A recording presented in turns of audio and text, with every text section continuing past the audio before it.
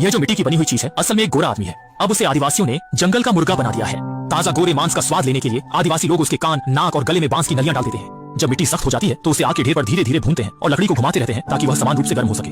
हालांकि मिट्टी अधिकांश गर्मी को रोक देती है, इसलिए आदमी तुरंत नहीं मरता बल्कि धीरे धीरे भुनने का एहसास करता है। लेकिन सांस लेने के लिए हर बार जो हवा आती है वह बेहद गर्म और असहनीय होती है, इसलिए मरने के हर पल में उसे पीड़ा होती है। लेकिन उससे भी बुरा हाल उसके साथी का है। आदिवासी लोग उसके हाथ पैर जमीन में ठोक देते हैं और उसके सामने आग का घेरा बना देते हैं। फिर एक जहरीला सांप छोड़ देते हैं ताकि वह उसे काट काट कर मार दे। कुछ ही देर में आग से बचने का रास्ता न मिलने पर जहरीला सांप आदमी की ओर झपटता है और पास खड़ा नायक यह देखकर डर के मारे पैंट गीली कर देता है। यह नहीं जानता कि आगे उसके साथ क्या होगा। जल्दी ही नायक को आदिवासी लोग सजा के मैदान में ले जाते हैं। उसे धीरे धीरे तड़पा तड़पा कर मारने के लिए मुखिया ने पहले नायक को छोड़ देने का फैसला किया, लेकिन हर 3 मिनट में नेता एक आदिवासी को उस आदमी का शिकार करने के लिए भेजता है।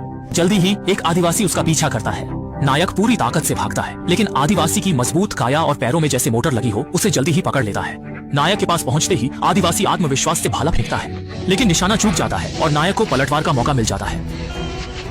फिर नायक जल्दी से आदिवासी के सारे उपकरण उठा लेता है और भागने की राह पर निकल पड़ता है। लेकिन ज्यादा देर नहीं हुई थी कि दूसरा आदिवासी भी पीछा करता हुआ आ गया।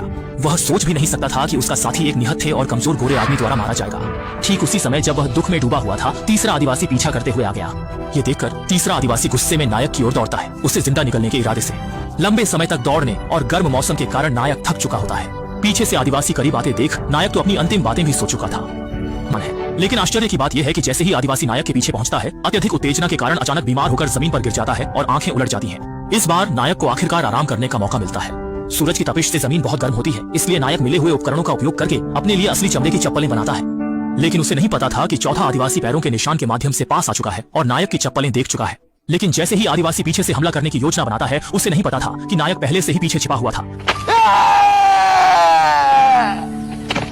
यह जानकर कि उसके एक एक करके लोग नायक द्वारा मारे जा रहे हैं, अब नेता पूरी तरह से बेचैन हो गया, इसलिए वह खुद अपने लोगों को लेकर नायक का पीछा करने लगता है।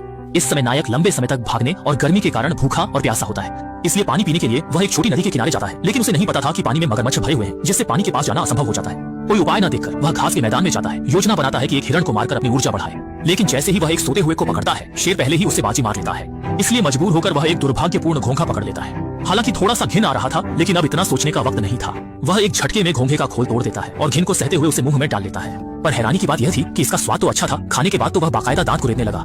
लेकिन उसे यह पता नहीं था कि नेता बड़ी फौज लेकर नायक के पास आ पहुंचा है। जल्दी ही एक आदिवासी हमला करता है। सौभाग्य से नायक जल्दी से संभल जाता है और घातक हमले से बच जाता है। फिर वह आदिवासी से लड़ने लगता है, लेकिन थका हुआ नायक आदिवासी का मुकाबला नहीं कर पाता। इसलिए नायक चालाकी से काम लेता है, मिट्टी और रेत उठाकर आदिवासी की ओर फेंकता है। फिर जैसे ही सामने वाला अपनी नजर खो देता है, नायक तुरंत उसका हथियार गिरा देता है और एक झटके में उसे मौत के घाट उतार देता है। हालांकि उसने सफलतापूर्वक पलटवार किया, लेकिन इस तरह भागना कोई उपाय नहीं है। इसलिए नायक उल्टा रास्ता अपनाता है, शिकार से शिकारी बन जाता है। वह पेड़ पर छिप जाता है। जैसे ही कोई अकेला आदिवासी गुजरता है, वह तुरंत कूदकर हमला करता है। आदिवासी के प्रतिक्रिया देने से पहले ही नायक उसे मार देता है। 2 और साथियों को मारा जाता देख नेता पूरी तरह से पागल हो जाता है। रणनीति बदलता है। अब नायक का पीछा करने के लिए अलग अलग नहीं बल्कि सभी को एक साथ इकट्ठा करता है। लेकिन नायक पीछे बड़ी संख्या में काले लोगों को देखता है। न केवल डरकर भागता है बल्कि एक पहाड़ी पर रुक जाता है। फिर वह शांतिपूर्वक जमीन पर सूखी घास में आग लगाता है और फिर तीर कमान से उस आग की लपट को आगे भेज देता है। जल्दी ही आग का एक घेरा बन जाता है जो पीछा करने वाले आदिवासियों को घेर लेता है। जल्दी आग में पैरों को उछालते आदिवासी को देखकर नायक खुशी से 8 हाथ ऊंचा कूद पड़ता है। इस तरह नायक आखिरकार सभी आदिवासियों से छुटकारा पा लेता है। तेज गर्मी में वह अकेले 3 दिन और 3 रात चला। भूख लगने पर मसालेदार स्नैक खाकर पेट भरा। थक जाए तो जमीन को ही बिस्तर बना लेता है। इस तरह वह आखिरकार अंग्रेजों के बेस पर पहुंचता है। लेकिन खुशी के 3 सेकंड भी नहीं होते, एक तीर पीछे से आकर लगता है। असल में आदिवासी फिर से पीछा कर रहे होते हैं। बेस के करीब देखकर नायक की आंखें काली पड़ जाती हैं और वह बेहोश हो जाता है। लेकिन जैसे ही आदिवासी आदमी की जान लेने की कोशिश करता है, दूर से अंग्रेज समय पर आ जाते हैं। नायक की जान बच जाती है और पास खड़ा नेता बेस के सैनिकों को अपनी ओर आते देख मजबूर होकर वहां से चला जाता है।